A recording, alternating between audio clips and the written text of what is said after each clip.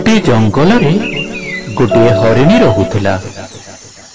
साथी थिले तार छोट छोट छुआ।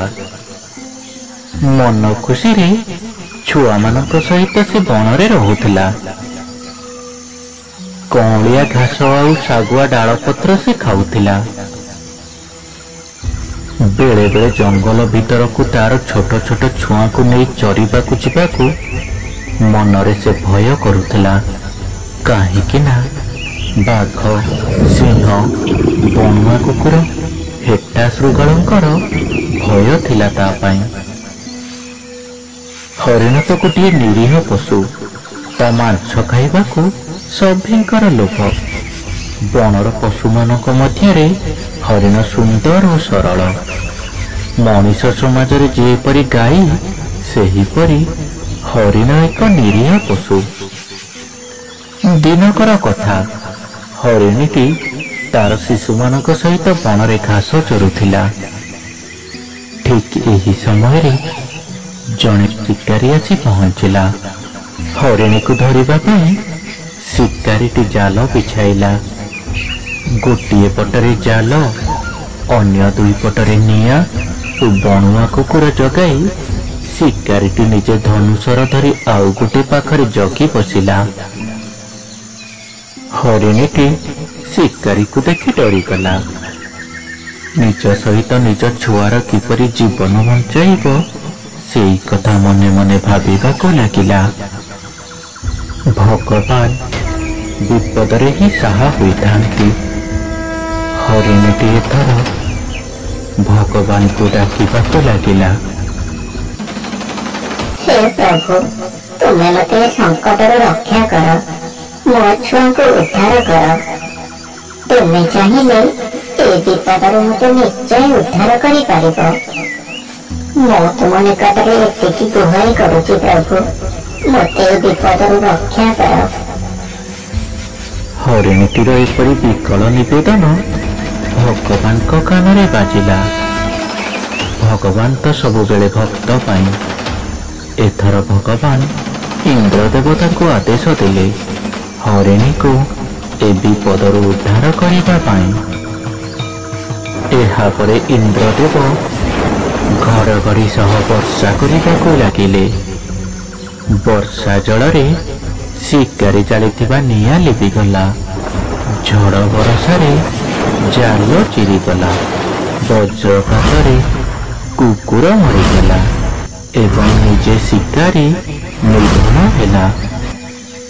भगवान को दयारू हरिणी और तार शिशु शावक माने विपदरू रक्षा पाई पारिले।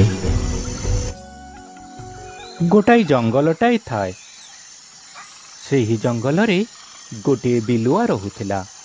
निजर बुद्धि पाई से सबुबेले गर्व करुथिला। बेले बेले से भाबुथिला, सबु प्राणी मध्यरे मु सबुठु बुद्धिया। एमती दिनकर कथा। बिलुआटी जंगल मध्यरे खाद्य खोजी बुलुथिला। से दिन से अनेक स्थान बुलिबा परे किछि भी खाद्य पाइला नाही। ताकू बहुत भोक हेउथिला। एमती बिलुआटी जाई नदी कूଳରେ पहुंचिला। नदी कूଳରେ कଇଁଛଟିଏ ଶୋଇଥିବାର ବିଲୁଆ ଦେଖିଲା। ବିଲୁଆ କିଛି ନ ଭାବି କଇଁଛ ଉପରକୁ କୁଦାଟାଇ ମାରି ତାକୁ ଧରି ନେଲା। କଇଁଛଟିକୁ ଧରି ବିଲୁଆ ଭାରି ଖୁସି ହୋଇଗଲା। ବିଲୁଆଟି ଏଥର କଇଁଛର ଖୋଳପାକୁ ଛଡ଼ାଇବାକୁ ଲାଗିଲା। କିନ୍ତୁ ସେ ଯେତେ ଚେଷ୍ଟା କଲେ ମଧ୍ୟ କଇଁଛ ଖୋଳପାକୁ ଛଡ଼ାଇ ପାରିଲା ନାହିଁ। ଏଥର କଇଁଛଟି ତାର ଖୋଳପା ଭିତରୁ ମୁହଁ କାଢ଼ି ଚତୁରତାର ସହିତ କହିଲା, ହୟ ବିଲୁଆ ନନା, ଏମିତି କେତେ ସମୟ ମୋ ସହିତ ଲାଗୁଥିବ? ଗୋଟାଏ କାମ କରୁନ, ମୋତେ ପାଣିରେ ବୁଡ଼ାଉ ନାହଁ। ମୋ ଖୋଳପା ନରମ ହୋଇଯିବ, ତୁମେ ମୋତେ ସହଜରେ ଖାଇପାରିବ। ସେତେବେଳକୁ ଭୋକରେ ବିଲୁଆଟି ତାର ବିଚାର ଶକ୍ତି ହରାଇ ବସିଥିଲା।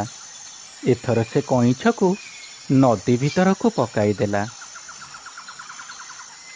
କଇଁଛଟି ଏହି ସୁଯୋଗ ଅପେକ୍ଷାରେ ଥିଲା। ସେ ଏଥର ପହଁରି ପହଁରି ନଦୀର ଖୁବ୍ ଦୂରକୁ ଚାଲିଗଲା। ଏହାପରେ ସେ କହିଲା, ବୁଝିଲ ନନା, ଭାରି ବୋକା ତୁମେ। ଦେଖିଲ ବୁଦ୍ଧି ବଳରେ ମୁଁ କେମିତି ତୁମଠାରୁ ନିଜକୁ ବଞ୍ଚାଇ ପାରିଲି। ଏହି ଗପଟିରୁ ଆମେ ଏହି ଶିକ୍ଷା ପାଇଲେ, ବୁଦ୍ଧି ଥିଲେ ଉପାୟ ନିଶ୍ଚୟ ମିଳିବ।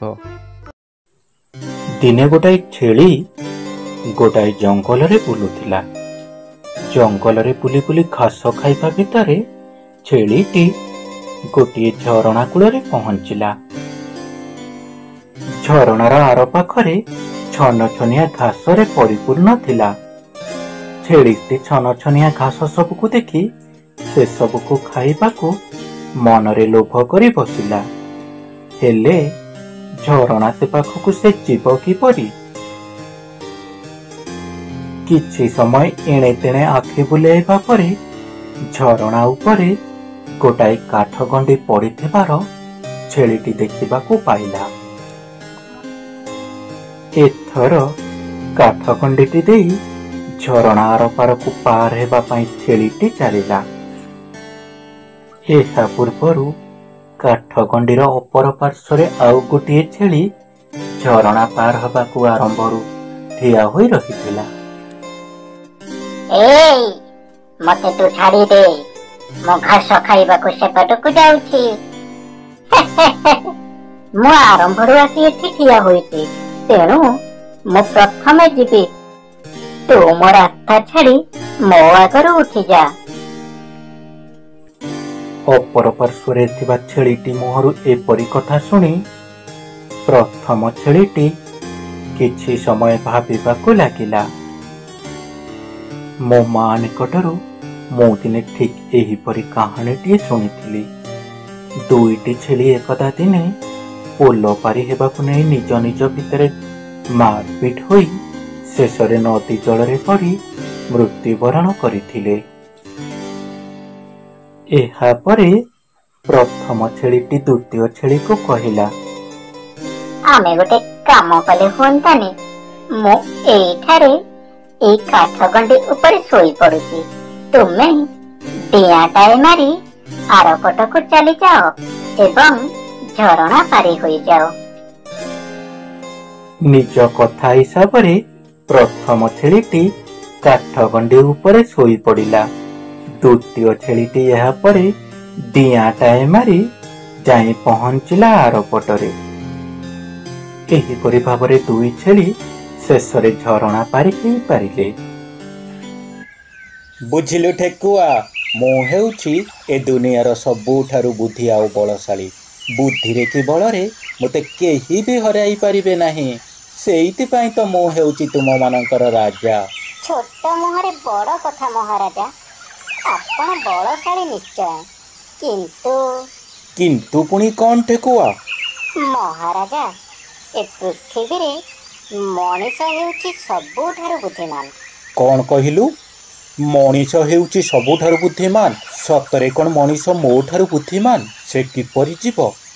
କୋଉଠି ରୁହେ ସେ? ମହାରାଜା, ସେ କିପରି ଯିବ ତ ମୁଁ ଦେଖି ନାହିଁ, ହେଲେ ଏତିକି ଶୁଣିଛି ସେ ଭାରି ବୁଦ୍ଧିଆ, ଆଉ ସେ ଜନବସତି ଅଞ୍ଚଳରେ ରୁହେ। ଏବେ ମୋତେ ଯିବାକୁ ଦିଅନ୍ତୁ ମହାରାଜା, ମୋର କିଛି କାମ ଅଛି। ଠେକୁଆ ତ ଗଲା, ଏବେ ମୁଁ ମଣିଷ ବିଷୟରେ ଖବର ନେବି କିପରି? ଠିକ୍ ଅଛି, ଯାଏ ଦେଖେ କିଏ ହୁଏ ତ ମୋତେ ମଣିଷ ବିଷୟରେ ଖବର ଦେଇପାରେ। କୁଆଡ଼େ ବାହାରିଛନ୍ତି ମହାରାଜା? ମଣିଷ ଖୋଜିବାକୁ। ତୁ କ'ଣ ମଣିଷ ଦେଖିଛୁ? ମଣିଷ କୁଆଡ଼େ ଭାରି ବୁଦ୍ଧିଆ। ଠିକ୍ କହିଲେ ମହାରାଜା, ମଣିଷ ଭାରି ବୁଦ୍ଧିଆ। ସେ ଆପଣଙ୍କ ପରି ବାଘଠୁ ନେଇ ସିଂହ, ହାତୀ ଆଉ ଭାଲୁକୁ ବି ବନ୍ଦୀ କରି ରଖିପାରେ। ଆରେ, ମଣିଷକୁ ମୁଁ କୋଉଠି ଭେଟି ପାରିବି କହିଲୁ? ଜନବସତି ଅଞ୍ଚଳରେ ମହାରାଜା। ଠିକ୍ ଅଛି, ଆଜି ଯାହା ବି ହେଇଯାଉ ମୁଁ ମଣିଷକୁ ଖୋଜିବି ହିଁ ରହିବି।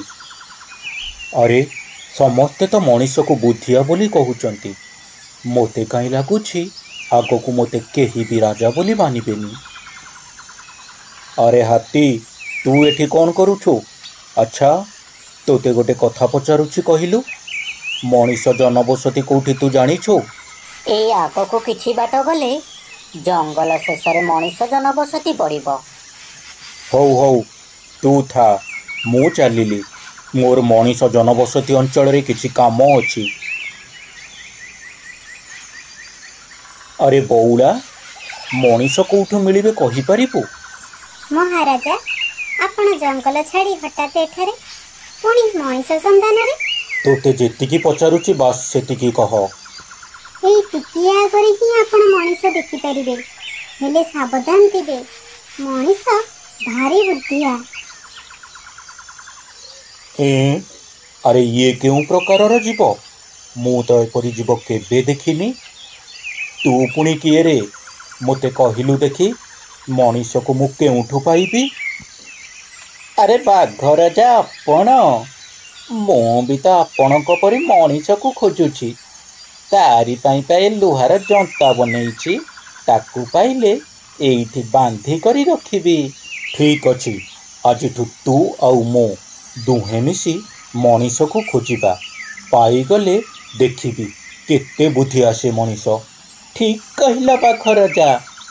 आपण टिके खाली ए जंतारे पसी परीक्षा करी देखिले ए जंता मजबूत अछि ना नहीं। ठीक अछि। अरे अरे तू ये कौन कलु? मोते या भितरे कौन पाई बंदी कलु? अरे मूर्ख बोका बाघ, मनीष को खोजुथिलु परा। मु हेउछि से मनीष। हेई पारु तू बळुआ जीव, हेले तोर बुद्धि घर शून्य। ए दुनिया रे सबुठारु बुद्धिया हेउछि मनीष। गोटाई गाँटाई थाए। सेही गाँरे जणे ब्राह्मण लोक बास करुथांती। ब्राह्मण जनक पूजा पाठ करी जहा रोजगार करुथांती, सेइथिरे निजर परिवार पोषण करुथांती। एमती दिने ब्राह्मण जनकर काम निकट सहर रे पड़िला। सहर को जिबाकु हेले जंगलटाई पारी करिबाकु हेबो। ब्राह्मण जनक जंगल रास्ता देई सहर को चलिले। एमती किछि बाट जिबा परे ब्राह्मण जनक देखिबाकु पाइले रास्ता कड़े महाबल बाघटाई जंतारे पड़ी गर्जन करुछि। ब्राह्मण को देखि महाबल बाघ कहिला, हे ब्राह्मण, मो पाई गोटे उपकार कर। मोते ए जंतारु उद्धार कर। मोते ए जंतारु उद्धार कले मु तुमको अनेक सुनार अलंकार उपहार देबी। बाघर कथा शुणी ब्राह्मण जनक सेहिठारे अटकी रही किछि समय भाबिबाकु लागिले। एहा परे ब्राह्मण जनक कहिले, मोर काई तुम उपरे टिकी भी विश्वास हेउ नाही। मु तुमको जंतारु उद्धार कले तुमे मते संगे संगे मारी खाई देई पार। बाघ ब्राह्मणक कथारे उत्तर देला, मते विश्वास कर, मु तुमको कथा देउछि। मते तुमे उद्धार कले मु तुमर कौनसी भी क्षति करिबिनी। बदଳରେ तुमको अनेक सुनार अलंकार उपहार देबी। सुनार अलंकार कथा शुणी ब्राह्मणक मनरे लोभ आसीगला। एहा परे से जंतार द्वार खोली बाघ को मुक्त कले। जंतारु मुक्ति पाइबा परे बाघ एथर कहिला, ए जंतारे पड़ी मु 2 दिन हेला भोकिला अछि। एबे तुमको आहार करी मु मोर भोक मेंटाइबी। बाघ कथारे ब्राह्मण जनक डरी गले, तथापि साहस करी से कहिले, किंतु तुमे तो कथा देइथिलो मु तुमको उद्धार कले तुमे मोर कौनसी क्षति करिबो नाही। एबे पुणी मोते खाइबा पाई कोन कहूच? ठीक सेही समय रे सेई बाट देई श्रृगाल जाउथिला। ए दुहींक कथा शुणी श्रृगाल सेईठी अटकी गला। श्रृगाल को निकटरे देखि ब्राह्मणकर साहस बढ़ीगला। एहा परे श्रृगाल को ब्राह्मण जनक मूलरू शेष पर्यंत समस्त घटना शुणाइले। घटनाटी शुणी सारिबा परे चतुर श्रृगाल कहिला, मोते काई घटनाटा अड़ुआ अड़ुआ लागुछि। बाघ मामू जंतारे पड़िथिले आ तुमे तांको उद्धार कल।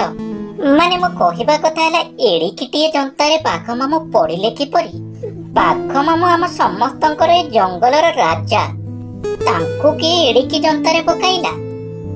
श्रृगाल कथारे बाघ कहिला, तू कौन कहिबाकु चाहुछु? आमे दी जण तते मिछ कहूचु। मु से कथा कहू नाही मामू, मु खाली एतिकी कहूची एड़िकी जंतारे तुमे पड़िला किपरि।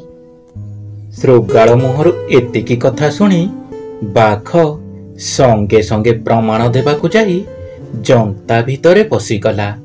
श्रोगाळ एही सुजोग अपेक्षारे थिला। विलंब न करी से जंतार द्वार बंद करिदेला। बाघटी पुनर्बार पुणी थरे जंता भितरे बंदी होई गला। बुझिला मामू, एबे से जंतारे पड़ी छटपट होई मर। तुम परे भयंकर जीवन केबे भी उपकार करिबा उचित नुहे। चतुर श्रोगाळर बुद्धि बଳରେ ब्राह्मण जनक सेदिन निजर जीवन बंचाइले। सेइथि पई कुहा जाईची सबु काम बुद्धि बଳରେ करिबा उचित। माटीए पुओटीए, पुओ विदेश बाहरिला। माँ कहिला, पुओ रे मु आशीर्वाद करुची तोर कल्याण हेउ, किंतु तू एकुटिया विदेश को जा नहीं। तू जो कंकड़ा को घर को आनीचु ताकू तो सांगरे नहीं जा। पुओ पचारिला, माँ कंकड़ा को सांगरे नेबा कौन दरकार? ता छड़ा कंकड़ा को रखिबी केउठी, नेबी बा किपरि? माँ तार बुझाई देला, पुओ तोर गंठिली भितरे गोटिए पाखरे कंकड़ा को रखी सांगरे नहीं जा। माँ कथा मानी सूर्योदय परे कंकड़ा को सांगरे धरी पुओ विदेश बाहरी गला। चाली चाली दी पहर बेलकु से हालिया होई गोटाई गछ मूलरे विश्राम नेला। किछि समय परे तार आखि बुझी होई गला। से गभीर निदरे सोई पड़िला। पिलाटी सोई गला परे केउठु गोटे साप बाहरी आसिला। फणा टेकी सापटी पिला निकट को आगे आसिला, किंतु सापटी गंठिली देखी गंठिली आड़ को आकृष्ट होई गंठिली भितरे पशिला। गंठिली भितरे थिला कंकड़ा। कंकड़ाटी साप को देखी तार बुढ़ा गोड़ दुईटी रे सापर बेक को जोर रे कामुड़ी धरिला। सापटा अणनिश्वासी होई मरीगला। पिलाटी किछि भी जानी परिला नाही। से सेही परी गभीर निदरे सोई थाए। संध्या पाखापाखि तार निद भांगिला। संध्या हेबा देखी से कही पकाइला, अरे बाप रे, संज आसी गलानी। एथर से तरतर होई उठी आगकू जीवाकू बाहरिला बेलकू साप एवं कंकड़ा को देखिबाकू पाइला। मृत साप को देखी पिलाटी सबु बुझी पारिला। मार उपदेश पाई तार जीवन रहिथिबारु माँ उद्देश्य रे प्रणाम कला एवं कंकड़ा को धन्यवाद देला।